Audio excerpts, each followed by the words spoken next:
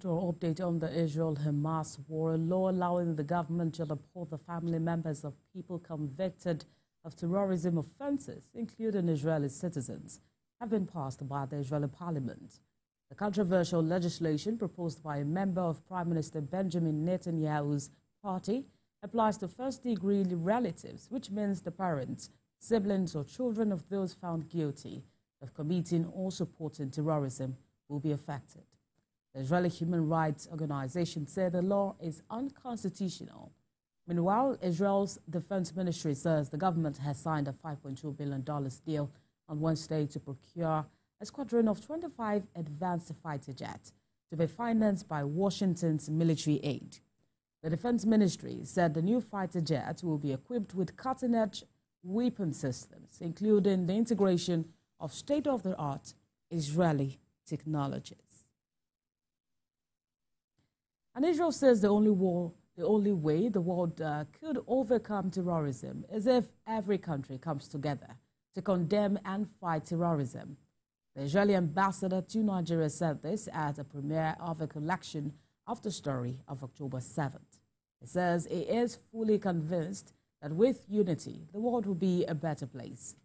Moyo Thomas has more details in this report. This is the story of what happened on the 7th of October 2023 in Israel. The horror and terror explained. An experience that opened with joy, smiles and dance turned grim as Israel suffered one of the worst terror attacks yet.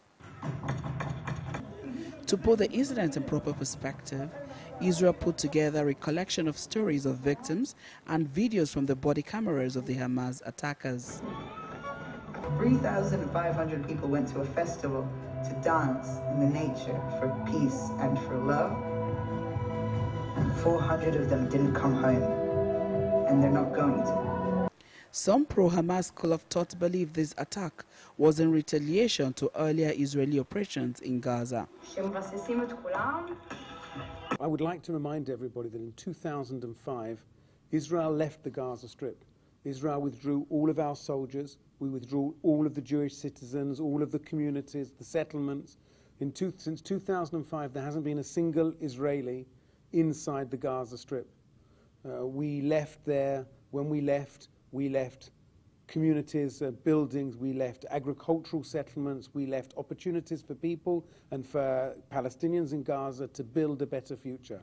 Israel said very clearly, and we've said over and over again, we want to have peace with our neighbors. We withdrew, everybody said, and Hamas and the Palestinians said, if you withdraw, you'll have peace. We withdrew, and we received rockets and we received terrorism. Ambassador Michael Freeman also alleged that Iran sponsors Hamas, hence the retaliation by Israel on Iran. The source of this war and the source of the instability is Iran. Iran is responsible. Iran is the backer of Hamas. Iran is the backer of Hezbollah. Iran is the backer of the Houthis. Iran is the backer of all the instability in the Middle East. They are pumping millions of dollars, billions of dollars. They are pumping expertise. They are pumping weapons in order to destabilize the entire region. We're seeing what they're doing. And I should be very clear, Iran has also made attempts to destabilize Africa and West Africa, and they are beginning their actions also in Nigeria. He describes civilian casualties as unfortunate and an absolute tragedy that is happening because Hamas is embedded inside civilian infrastructure such as schools, hospitals and religious buildings. Hamas, unfortunately, comes from a warped ideology that none of us can understand, because none of us have got that warped ideology that says even if the death of Palestinians happens, it furthers their aims and therefore that's okay.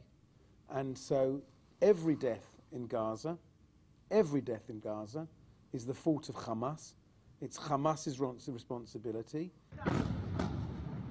As Israel fights on to ensure it achieves its end goal of neutralizing Hamas and releasing the over 100 people in captivity, Israel believes its city will rise from the setback and dance yet again. Moyo Thomas, TVC News, Abuja.